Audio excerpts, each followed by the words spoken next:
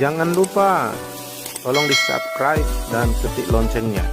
Terima kasih.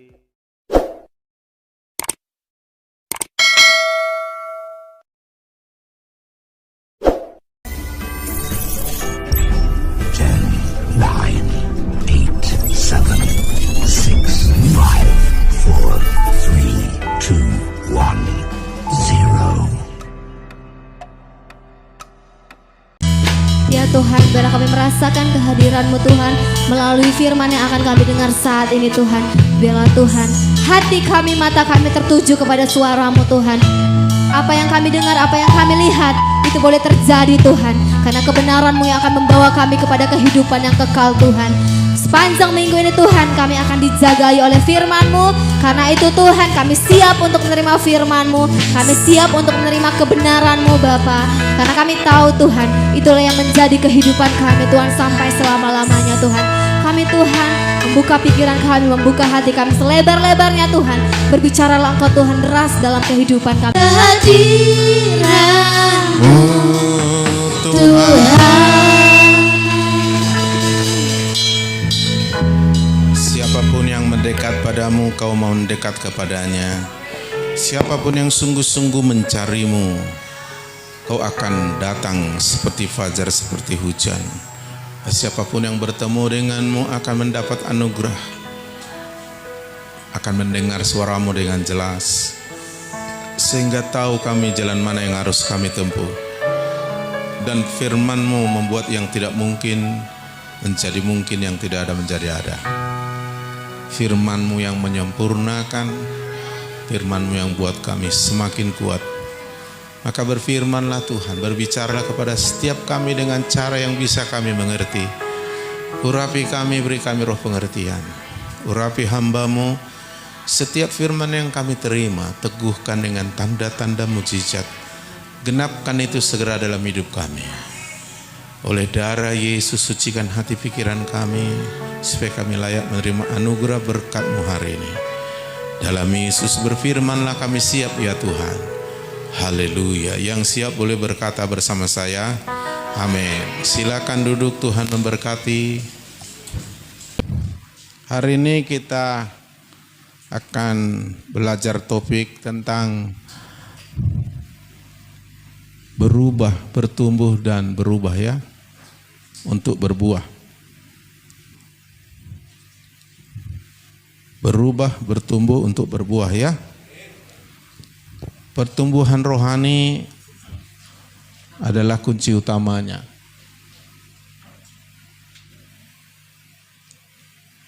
Lanjut. Ada sebabnya secara rohani kita bertumbuh. Ketika kita bicara bertumbuh, itu artinya ada perubahan, ada peningkatan. Ya. Semakin baik, semakin besar, semakin tinggi, terjadi perubahan-perubahan yang nyata, dan akhirnya dari seluruh pertumbuhan itu akan ditunjukkan yang namanya buah. Dan buah itu sudah cukup menceritakan pohon itu keseluruhan, karena Alkitab bilang baik tidaknya pohon dikenal dari buahnya. Kalau hidup berarti ada pertumbuhan. Jadi kalau enggak ada pertumbuhan berarti tidak ada kehidupan. Bunga di depan ini cantik tapi ini enggak ada kehidupan, maka tidak ada pertumbuhan. Perubahannya ini paling perubahan makin jelek. Dulu banyak bunga-bunga di sini dulu, udah terbuang itu karena berubah, dia makin rusak. Mungkin 5 tahun, 10 tahun lagi enggak ada lagi di sini nanti, enggak layak pakai lagi. Karena dia tidak memiliki kehidupan, sehingga kita tidak harapkan dia pertumbuhan atau perubahan yang lebih baik. Jadi kalau kita nggak bertumbuh rohaninya, keadaan kita lebih buruk, bukan lebih baik. Tapi kalau kita bertumbuh secara rohani, keadaan kita akan lebih baik. Ada perubahan-perubahan yang baik, dan keseluruhan itu akan dinyatakan lewat buah. Jadi mesti bertumbuh. Yang hidup harus bertumbuh, dan bukti dan tanda kehidupan adalah bertumbuh. Artinya bertambah, berkembang, meningkat. Dan kita sudah belajar dalam komsel keluarga. Kalau rohani kita bertumbuh, maka semuanya akan berubah makin baik. Rohani akan memanifestasikan hal-hal yang kelihatan jasmani. Jadi kalau kita kaya rohani sudah pasti kaya jasmani. Tapi kaya jasmani belum tentu kaya rohani. Karena Tuhan memulai sesuatu dari dalam. Ya, Tuhan melihat dari dalam. Dia memulai pemulihan, dia memulai pembaharuan dalam hati kita. Diberi kita hati baru, roh yang baru. Maka kita dilahirkan baru secara roh. Lalu kita harus bertumbuh secara roh supaya nampak nanti secara fisik buahnya, buktinya ada perubahan-perubahan, bahkan buah itu membuktikan keseluruhan pohon itu. Jadi mesti ada kehidupan. Jadi orang yang belum lahir baru belum memiliki kehidupan Yesus, artinya tidak akan ada pertumbuhan rohani karena Yesus adalah kehidupan itu sendiri. Maka kalau orang bertobat percaya menerima Yesus, semua yang membuat dia mati yaitu dosa diangkat, disucikan dia dan dibersihkan dan diberi dia kehidupan Yesus. Itulah yang disebut lahir baru, hidup baru, lahir secara roh. Dan dia sudah memiliki naturnya Allah, sifat dasarnya Allah. Kita hanya mewarisi naturnya orang tua kita, yaitu sifat dosa. Tapi Tuhan Yesus memberikan kita naturnya, natur Allah, sifat dasarnya Allah, sehingga kita bisa hidup seperti apa yang Allah mau. Jadi tanda kehidupan adalah pertumbuhan. Pertumbuhan artinya bertambah, berkembang, meningkat. Dan itu terjadi mulai dari dalam dan seluruh kehidupan kita sampai yang nampak. Dan itu memuliakan Tuhan, itu menjadi berkat bagi banyak orang. Lanjut. Jadi kualitas hidupmu ditentukan oleh pertumbuhan rohanimu. Bukan apa yang secara jasmani lihat. Manusia melihat dengan mata, tapi Tuhan melihat dari dalam. Di dalamlah intinya, sumbernya. Maka jagalah hatimu dengan segala kewaspadaan, karena dari situlah terpancar kehidupan. Jadi dari dalam. Makanya Tuhan suruh kita lebih dulu cari kebutuhan dalam. Cari dahulu kerajaan Allah dan kebenarannya. Semuanya itu akan ditambahkan. Artinya akan terjadi pertumbuhan, akan terjadi perubahan, peningkatan dalam seluruh area hidup kita jikalau sudah berhasil kita bertumbuh secara rohani. Jadi kalau mau berubah harus bertumbuh rohani.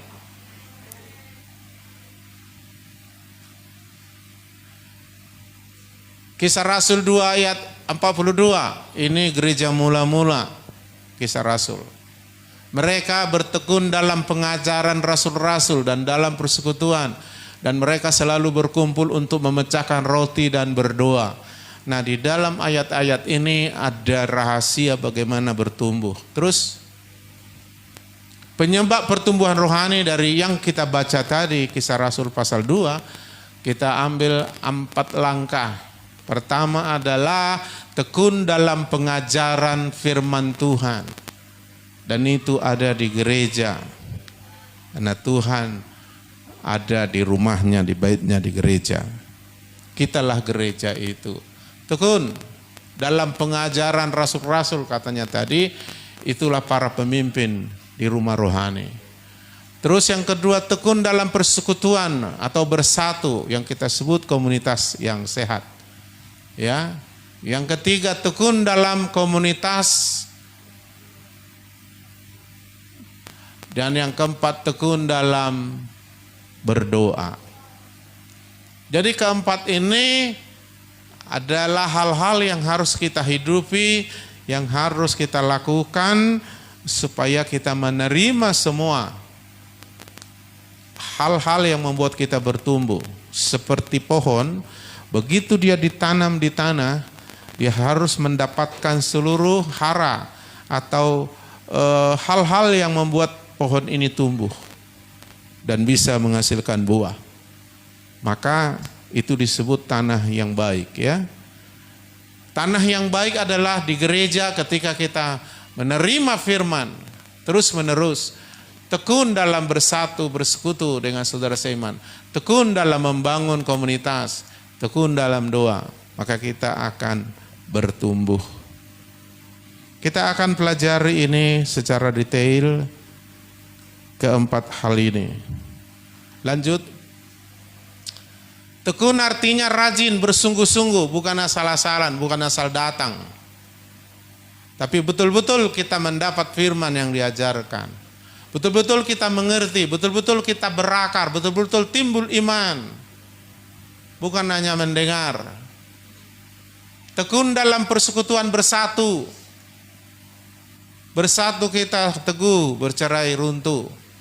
Kita harus sepakat untuk bisa bersatu. Bersatu itu bukan harus seragam, bukan harus sama. Tetapi bersatu itu dikarenakan satu tujuan, seia sekata, sependapat. Apanya yang membuat kita banyak perbedaan bisa menjadi satu tujuan, seia sekata, sependapat? Firman Tuhan dan Tuhan Yesus. Selain itu nggak ada yang bisa menyatukan kita. Bahkan suami istri pun yang sudah bilang cinta tetap tidak bisa bersatu kalau bukan karena firman dan Tuhan Yesus. Buktinya sampai sekarang banyak orang tua suami istri berkelahi terus walaupun cintanya katakan ada. Malah cintanya berkurang karena terlalu banyak kesalahan di antara mereka. Tetapi firman Tuhan, kalau itu yang kita jadikan alasan, firman Tuhan dan Tuhan Yesus yang kita jadikan dasar, motivasi, tujuan, kita seia sekata dengan Tuhan melalui firman-Nya, seia sekata dengan Tuhan Yesus yang kita akui sebagai Tuhan dan Juru Selamat. Maka kita akan bisa satu, kita bisa bersekutu. Selain itu tidak akan bisa sebaik apapun orang. Karena semua orang di luar Yesus pasti mengutamakan kepentingan diri sendiri. Egonya apalagi sombongnya tinggi. Jadi orang mau bersatu, mau bersekutu, mau bersama kalau aku mendapatkan yang kuinginkan. Itu yang paling utama. Kalau yang tidak kuinginkan, aku tidak akan mau. Kayak orang berpolitik. Politik itu adalah untuk mencapai tujuan apapun caranya. Ya, contoh dalam ilmu politik dikatakan tidak ada kawan yang abadi, tidak ada lawan yang abadi, tergantung kepentingan. Iya, hanya saja baru-baru ini ada satu fenomena yang viral di seluruh dunia. Kok bisa Prabowo dengan Jokowi menjadi satu? Tapi kalau saya lihat bukan sekedar politik, memang ada alasan politik, tapi bukan sekedar itu. Karena ada persamaan yang membuat mereka bisa cepat bersatu padahal bermusuhan 2 periode. Begitu luar biasa perpecahannya pada waktu itu. Kenapa? Karena Jokowi ingin membangun Indonesia, mengabdi kepada negara. Ternyata ada persamaan dalam Prabowo. Haleluya. Amin. Tapi bagi kita anak Tuhan yang penting ikut Yesus. Soal presiden nomor 2. Amin. Apa? Bagi kita anak Tuhan yang terpenting adalah Tuhan. Soal presiden nomor 2. Iyalah, nomor 1 Tuhan Yesus lah. Apa salah yang saya bilang? Kok nggak ngerti ya? Udah ngerti semua? Kita anak Tuhan atau gereja yang penting nomor 1 Yesus dan firman. Amin. Soal presiden nomor 2.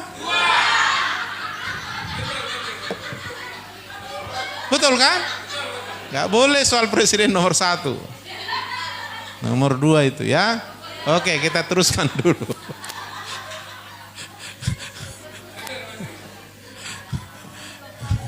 Haleluya.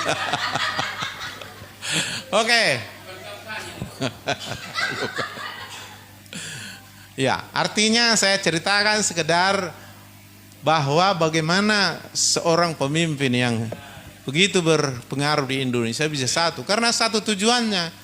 Tujuannya mereka ingin mengabdi kepada bangsa negara.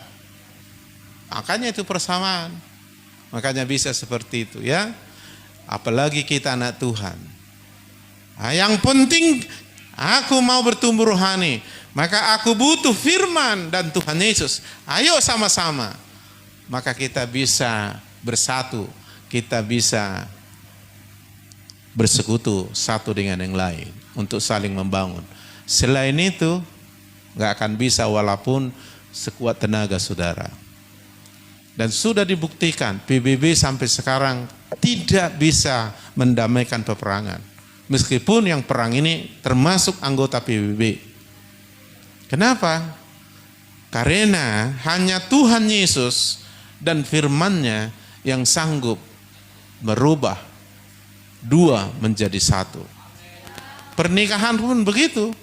Begitu dinikahkan, kamu bukan dua tapi satu.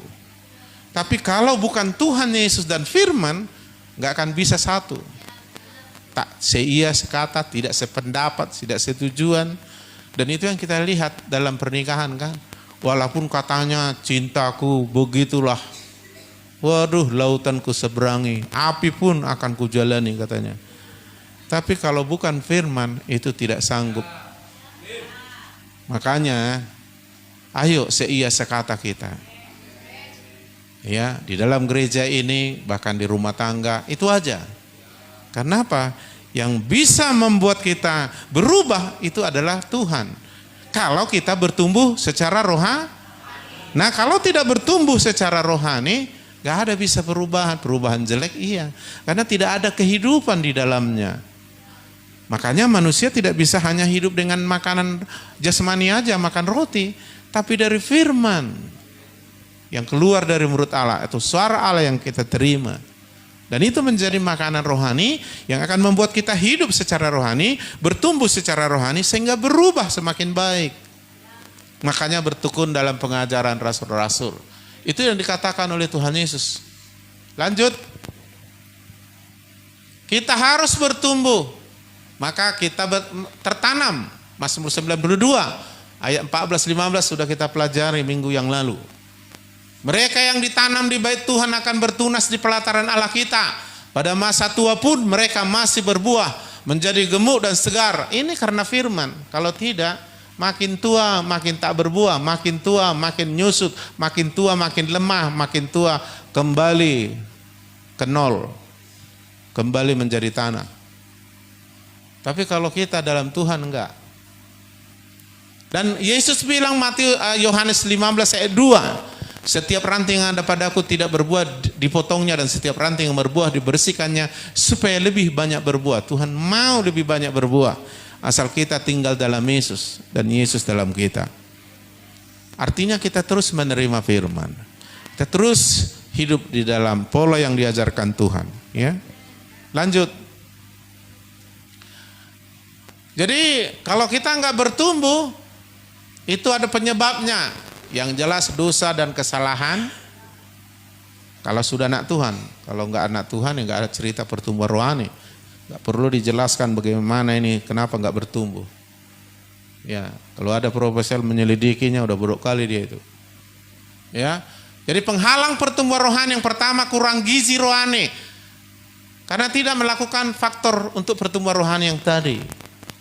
Tidak tekun dalam pengajaran, tidak bersekutu, tidak punya komunitas, dan tidak berdoa. Hanya datang gereja pulang, datang gereja pulang, datang gereja pulang, tambah sedikit kritik, gosip, sakit hati, paling di situ dengan tambah masalah yang lain. Ya kan? Dan yang kedua karena penyakit, yaitu semua karena dosa kesalahan. Karena tidak menerima firman. Padahal kalau firman diterima, kamu bersih karena firmanku. Gak diterima firman, masuk kuman-kuman. Akhirnya Dosa dan kesalahan menyebabkan penyakit. Jadi orang yang sakit tak bisa bertumbuh rohaninya. Sakit rohani. Sakit jasmani juga begitu. Di samping orang sakit susah makannya, tetapi juga makanannya kalaupun dimakan tak bisa membuat dia bertumbuh. Sudah hebat bertahan. Setelah dia sehat, baru makanan itu menjadi pertumbuhan. Gak ada orang sakit, opname dia 1 tahun di rumah sakit. Makin gemuk kok ya, makin tinggi ya, gak ada itu. Jadi jangan sampai kurang gizi rohani karena nggak makan makanan rohani dengan 4 faktor yang harus disediakan bagi kita. Jangan pula sampai sakit. Apa yang menyebabkan penyakit? Lanjut dulu. Akibat dosa kesalahan, Mazmur yang bilang. Makanya jangan lama-lama dalam dosa. Amin. Dosa itu lebih dari virus corona yang mengerikan itu. Sampai rohani, jiwani mati. Kalau virus corona, jasmani dan ekonomi yang hancur. Kalau virus dosa, kesalahan ini, ngeri. Mati masuk neraka, itu ngerikan. Ada orang-orang menjadi sakit oleh sebab kelakuan mereka yang berdosa, melanggar firman. Karena tak peduli firman, gak menerima firman. Dan disiksa, jangan dulu. Kau mentang aku cerita penyakit, kau lewatkan. Disiksa, ini menderita ini oleh sebab kesalahan-kesalahan mereka itu tetap nggak sinkron dengan firman, nggak sesuai dengan firman. Menjalankan hidupnya suka hati, sesuai mau gue, nggak peduli dia, nggak pernah dia menyingkirkan dosa. Tanda-tanda orang yang tidak mau menyingkirkan dosanya, tak mau minta maaf dan tidak mau memaafkan. Jadi kalau saudara tidak sering minta maaf dengan jujur, kalau udah salah, ada orang enggak? Udah salah enggak mau minta maaf? Ada. Malah marah dia. Apa minta maaf? Enggak level katanya. Wih, ngeri kali. Iya, enggak ada di sini tuh ya. Jadi saudaraku, kalau kita nggak sering-sering minta maaf kalau kita salah atau memaafkan ketika ada orang perlu dimaafkan, berarti kita nggak bersih. Berarti kita sombong.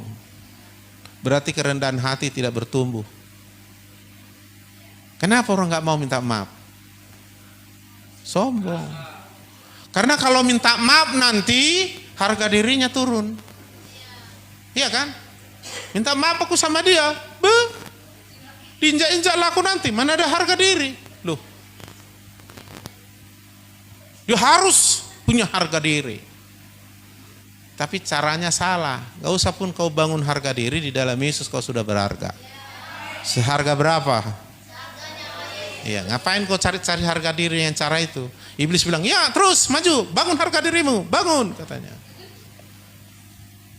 Karena kalau tidak, kau tidak punya harga diri. Cobalah dulu, dihina kau, dibilang kau miskin, padahal adanya uangmu. Di mana harga dirimu? Ya kan? Iblis ini provokator ini, dan sering berbicara kepada pikiranmu untuk membangun ego kesombonganmu. Sehingga kau pikir kalau aku minta maaf, gak ada harga diri lagi. Kalau aku minta maaf, gak ada harga diri. Jadi harga dirimu membuat engkau jadi tidak memaafkan atau minta maaf. Dosa itu kan. Jika kau tidak memaafkan orang yang bersalah padamu, maka Bapamu di surga tidak. Enak kali lah Pak dia memaafkan. Enggak. Kalau kau lakukan kebenaran ini, kau akan damai sejahtera. Sukacita akan tambah. Kau akan sehat. Karena orang sakit karena dosa kesalahan. Aku sehatnya aku Pak, gak sakit aku. Bisa saja jasmanimu, rohanimu, jiwamu. Penyakit itu ada 4. Penyakit rohani, tidak bertumbuh rohaninya, ya kan? Murah takut, murah khawatir. merasa jauh dengan Tuhan, gak bisa intim dengan Tuhan, imannya lemah, karakternya merosot. Kan itu tanda-tanda penyakit kan. Sakit jiwa nih, gak ada damai sejahtera.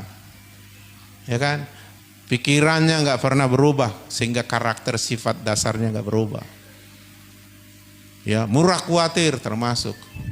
Murah marah, murah tersinggung. Payah tersinggung, tersungging ya. Nah gitu-gitu sakit jiwa itu. Sakit jiwa itu level paling tinggi, itulah yang gila. Tapi kalau belum sampai itu, ya mungkin ada sakit juga itu. Ya, sakit jasmani. Nah itu, sama-sama susah ini. Sakit rohani, jiwani, jasmani, susah ini. Kalau sudah kena ini pasti sakit secara materi, namanya kantong kering. Ini susah. Nah ini semua kata Alkitab, Mazmur 107 ayat 17, karena dosa dan kesalahan. Tetapi Tuhan mengampuni kita kalau kita minta maaf, kalau kita memaafkan. Bisa minta maaf sama orang yang kita buat salah sama dia, atau kita bisa memaafkan orang yang bersalah pada kita. Sehingga kita datang sama Tuhan, Tuhan maafkan aku. Pasti dimaafkan karena Tuhan Maha Pemaaf. Amin. Sehingga kalau kita dimaafkan atau diampuni, sucilah kita. Lalu kita terimalah firman. Firman itu akan membersihkan, firman itu akan menyembuhkan kita. Firman itu akan memberikan kehidupan sehingga kita bertumbuh, rohaninya berubah. Amin. Jadi jangan mau sakit. Yang sakit gak bisa melayani. Apanya yang mau dilayani kan? Kita harus mengampuni, dia aja sakit penyakit apa? Dendam, sakit hati gak bisa mengampuni. Dari mana jalannya? Malaikat Tuhan bilang alah. Tuhan bilang gak sadar diri. Tapi setan bilang di samping gereja, ya teruskan melayani kau. Kau hebat, kau luar biasa. Pandai kali kau, kata dukungnya kita. Lanjut. Aduh. Kayak mana lah makan ini ya? Ayo kita ke perapat yuk. Abdi gila kamu. Ayo kita pesta yuk. Ayo kita komsel yuk. Ayo kebaktian. Wah udah payah ini. Nah, pokoknya yang penting sama dia sembuhlah dulu kan gitu. Haleluya. Dan Tuhan Yesus bisa menyembuhkan 4 macam penyakit. Sakit rohani, jiwani, badani, ekonomi. Karena gak punya uang pun sakitnya. Ya kan? Amin. Makanya yang di komsel gabungan saya ceritakan 5-10 tahun yang akan datang kalau kau siap, pem. Wah, yang hadir tahulah maksud saya itu. Terus jadi orang sakit tidak bertumbuh, merosot menuju kematian, susah, menderita. Gak ada, secara rohani, secara jasmani. Jadi gak ada gunanya sakit. Dan itu bukan kehendak Tuhan. Itu pilihan kehendak bebas kita di luar Tuhan. Makanya gunakan kehendak bebasmu untuk mentaati firman. Memang dalam proses itu, kita kadang-kadang sakit sebentar.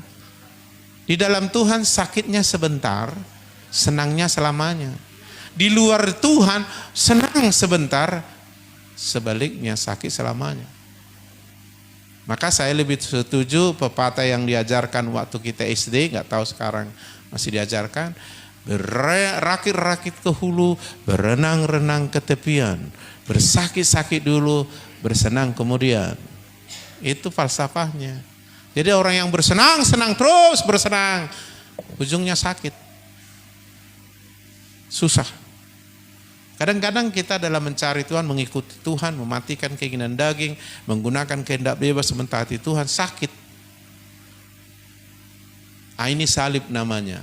Bukan sakit karena kanker, bukan itu maksud Tuhan salib. Salib itu adalah penderitaan yang kita alami secara jasmani, secara manusiawi, bukan secara batin dan jiwa, bukan. Secara jasmani, secara keinginan manusiawi, sakit kita kayak disalib kayak Tuhan Yesus. Dan Alkitab bilang kalau kita menderita seperti itu, kita sedang berhenti berbuat dosa, dan firman yang kita terima sedang memerdekakan, menguduskan kita. Dan setelah itu, pang.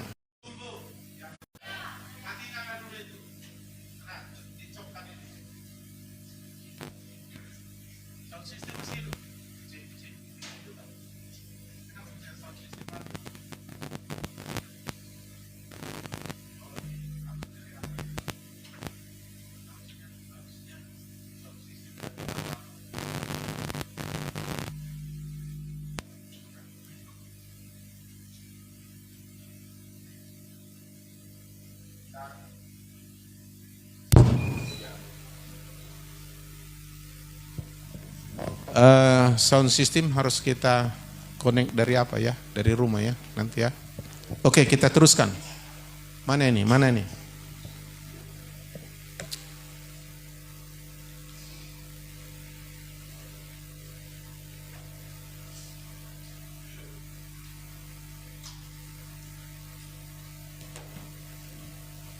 Oke, kipas saja hidupkan karena ini harus dari rumah ya.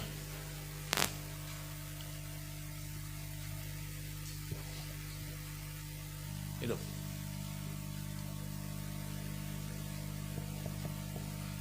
Oh ya. Oke, hidupkan lagi komputer udah.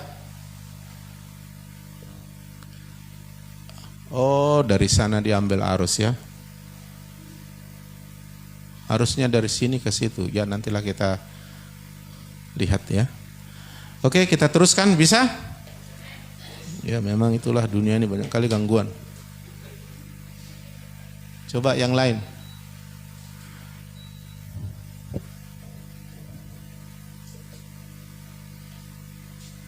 Jadi kenapa ada orang sakit?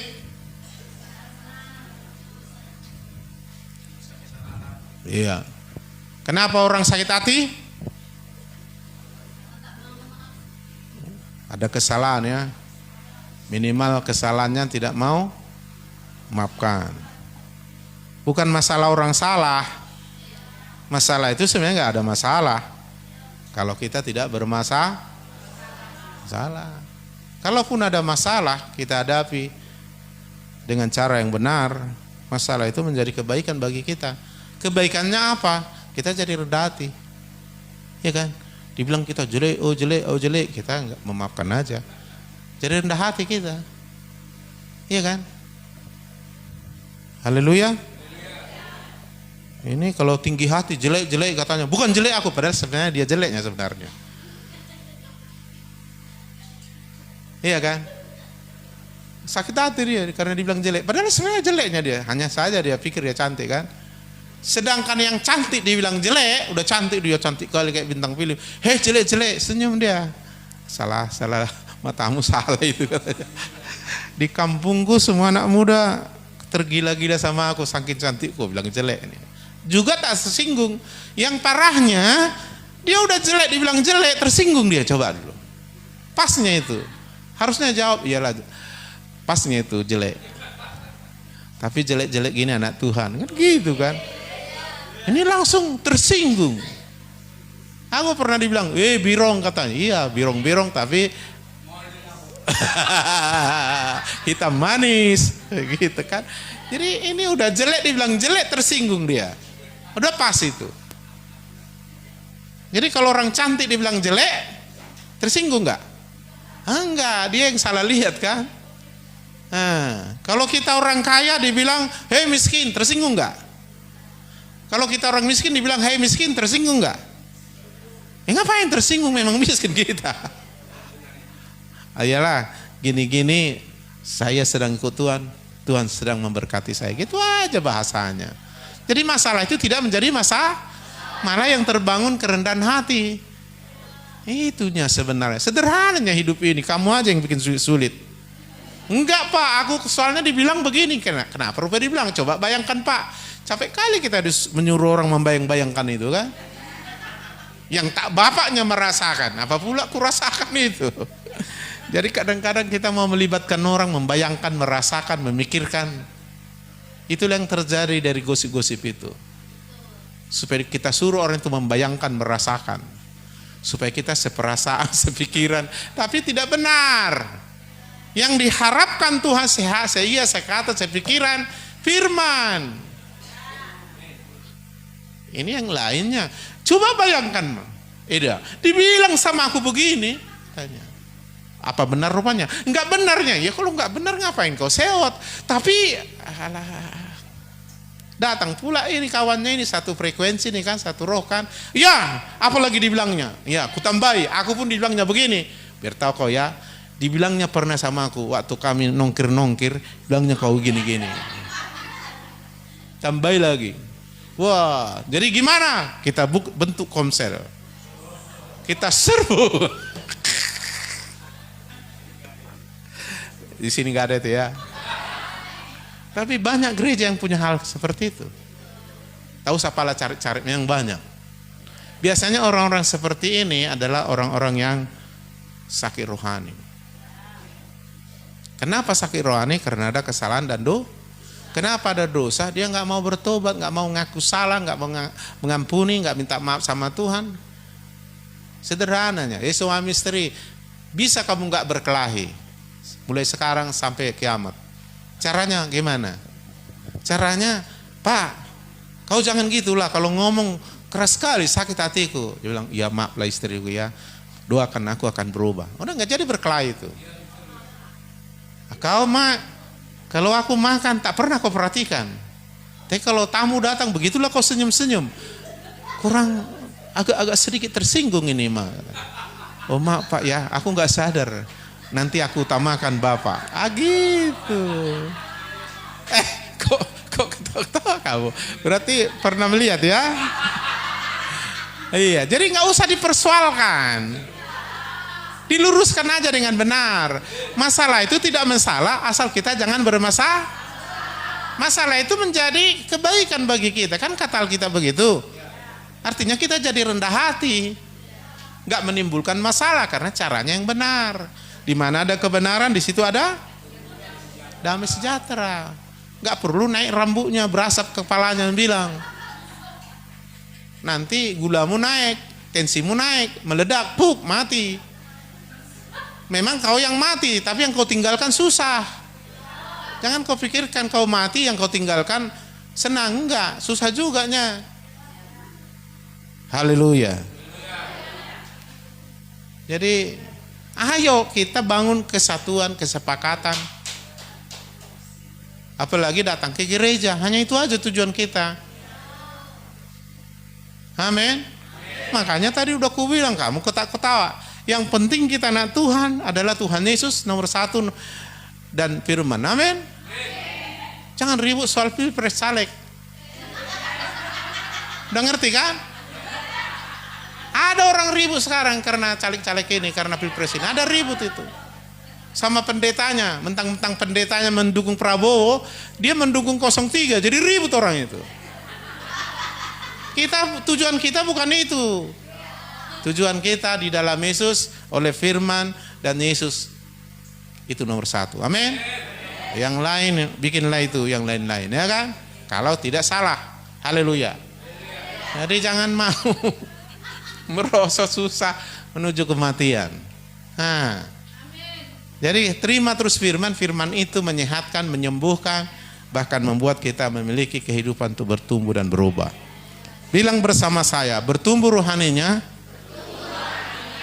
akan berubah seluruhnya, semakin baik. Iya, 4 hal itu terjadi: rohani, jiwani, badani, ekonomi. Ekonomi kita akan naik. Sebenarnya secara manusia, saya ulangi lagi yang hari Jumat itu, saya ingin meminta sama Tuhan supaya kamu diurapi sampai kaya-kaya semua. Cuma saya khawatir kalau kaya kamu setengah nanti meninggalkan gereja ini. Ya sih dilakukan. Oh no ya. Iya kan? Siap aku Pak diberkati, aku akan makin setia. Oke. Tapi kadang-kadang manusia berjanji bisa lupa kan. Nah diuji dulu, ya kan? Lihat dulu kesetiaannya, amin. Hah? Oh nggak lupa. Ada orang lupa. Tapi nggak di sini tuh ya. Sini semua baik-baiknya kulihat ini. Ayo lanjut. Jadi setiap ranting padaku kata Yesus tidak berbuah dipotongnya, janganlah sampai, ya kan? Dan yang setiap ranting berbuah dibersihkannya supaya lebih banyak berbuah. Nah, pakai apa dia membersihkan? Pakai firman. Firman itu membersihkan. Bersih itu sehat, sehat itu kuat, kuat itu menang, menang itu bahagia dan berhasil. Itu rumusannya. Ya, terus. Ya, tadi kita sudah tahu caranya 4 hal ini. Tekun pengajaran firman, ya. Maka kita ada ibadah raya, ada komsel gabungan, ada komsel kaum ibu, hapruta dan sebagainya. Semua itu adalah untuk memberikan kita makanan rohani. Jadi kita harus tekun bersekutu, jangan sampai berpecah ya. Nah, sepakat Tuhan hadir. Sepakat orang berdoa 2-3 Tuhan jawab. Nah itu, kalau nggak sepakat Tuhan nggak hadir. Karena Tuhan nggak bisa hadir di luar kebenaran. Terus, tekun dalam pengajaran firman. Ya, tingkatkan kesukaan terhadap pembacaan firman sampai kita candu. Baca Alkitab, cari makan rohani, jangan jasmani doang, terutama rohani. Ya, dapatkan kebutuhan rohanimu itu firman. Yang kedua, terus meyakini pertumbuhan hanya diperoleh oleh firman. Gak ada firman, gak ada pertumbuhan. Gak usah makan kau, pasti gak bertumbuh, pasti bisa mati, kurang gizi dan sebagainya, sakit. Tapi firman itu memberi pertumbuhan, tapi sekaligus membersihkan, menyembuhkan, sehat gitu. Nah firman itu obat lebih dari obat yang apapun itu ya. Dan bukti orang yang sehat rohaninya adalah berbahagia hatinya karena Tuhan. Ya, kenapa saya bilang bukti orang yang sehat itu adalah berbahagia hatinya karena Tuhan? Karena hati yang gembira adalah obat yang manjur. Obat yang manjur ini menyembuhkan segala macam penyakit. Penyakit rohani, jiwani, badani, ekonomi. Makanya kaya-kaya kita ini nanti.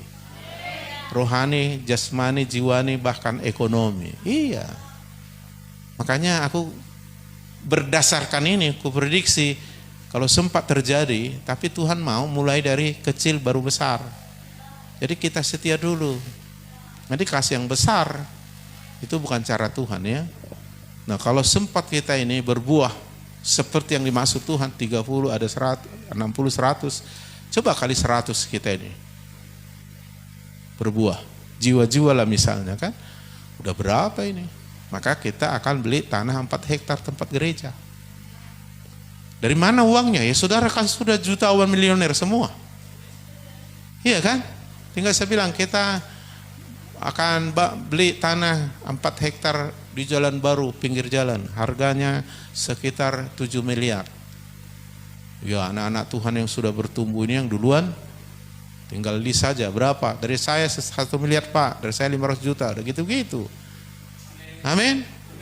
Tapi kalau saudara pelit, gak akan sampai ke situ memang. Karena pelit itu bagian daripada egois tingkat tinggi ya. Nah, jadi gampang gitu. Makanya ada orang bangun gedung gereja hebat-hebat sampai bisa muat 1 juta sekali kebaktian. Tempat kebaktiannya 3 km kali 3 km. Itu karena kaya-kaya. Coba miskin-miskin dari mana jalannya? Sound systemnya bukan gini lagi, Bu. Udah tingkat tinggi sound systemnya itu. Kalau kampanye itu sound systemnya itu sekali sewa itu udah di atas 500 juta itu.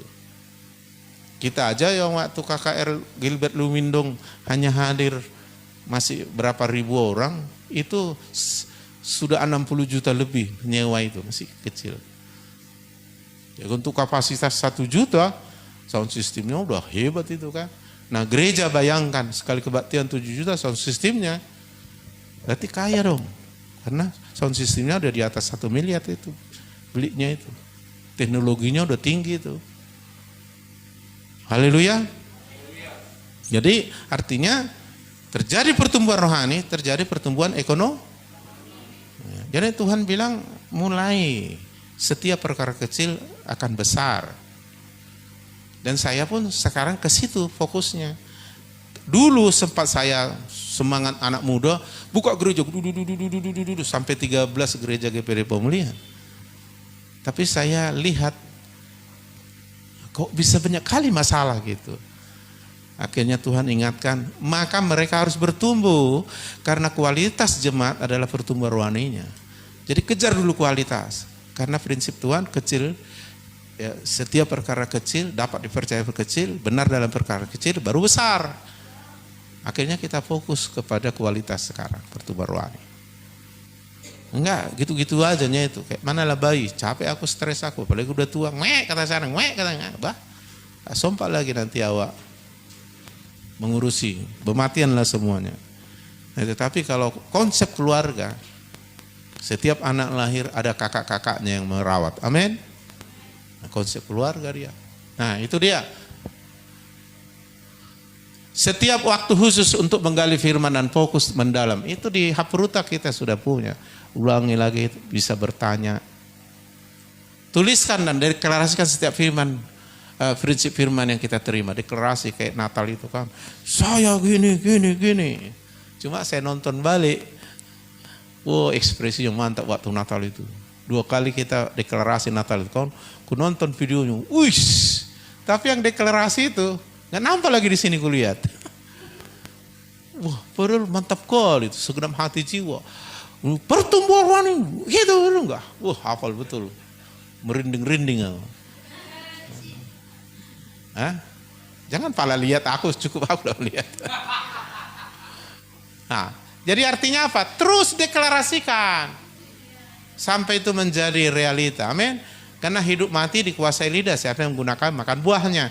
Lidah itu atau ucapan itu seperti kemudi kapal besar, tapi diarahkan kemana? Maka sering. Jadi kalau saudara mau misalnya, aku mesti Tuhan bertumbuh rohaninya, sehingga aku menerima kelimpahan seperti yang kau janjikan Yohanes 10 ayat 10. Kau deklarasikan itu terus, deklarasikan terus, kau sedang menyetir dirimu ke situ. Hati percaya, mulut mengaku, terjadi. Jika hatimu percaya, katakanlah akan terjadi. Itu gunanya deklarasi ini, jangan yang lain-lain. Jangan deklarasikan kesusahanmu, kegagalanmu, kejelekanmu, apalagi kejelekan orang. Karena hidupmu akan disetir ke situ. Setiap ucapan kita ada malaikat yang membantu kita menggenapinya atau iblis yang membantu kita mengalaminya. Makanya bilang hidup mati dikuasai lidah, siapa yang gunakannya akan makan buahnya. Itu guna deklarasi ini. Amin. Jadi jangan hanya waktu Natal deklarasi, tiap hari deklarasi. Bila penting di Hapruta, oke, deklarasi dulu satu-satu. Apa firman yang kau dapat minggu ini? Deklarasi dulu. Itu.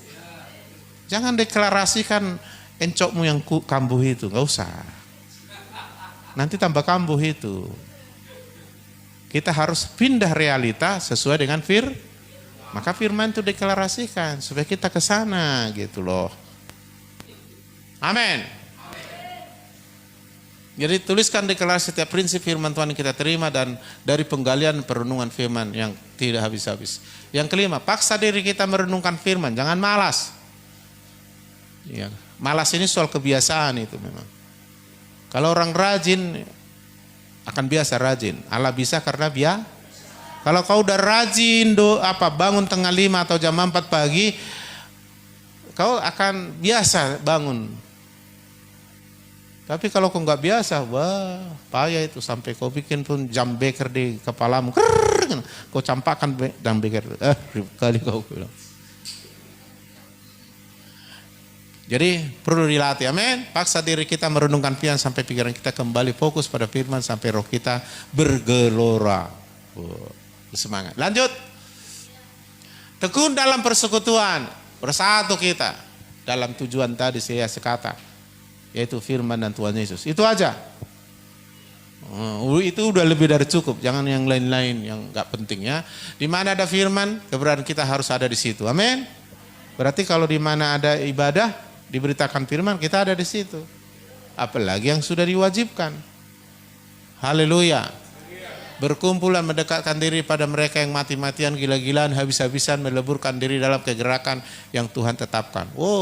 Kita harus bergaul dengan orang sungguh-sungguh. Jangan, karena pergaulan kita akan mempengaruhi juga.